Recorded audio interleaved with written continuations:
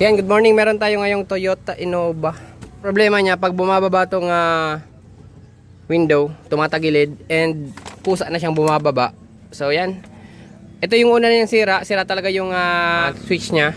So, nung pagbukas ko, baliktad-baliktad yung gumawa. So, sabi ni boss, galing daw tong Siargao.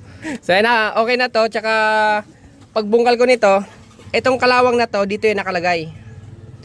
Kaya nangyayari na didislocate tong yung slider na yan, yung slider.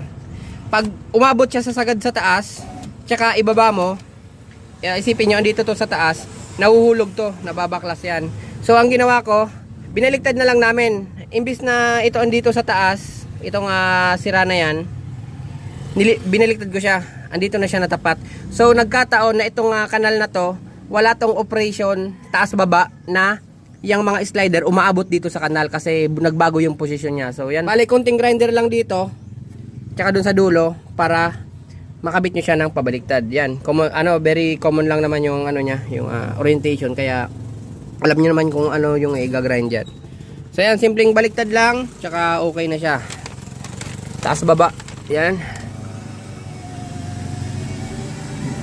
taas tsaka pulley down.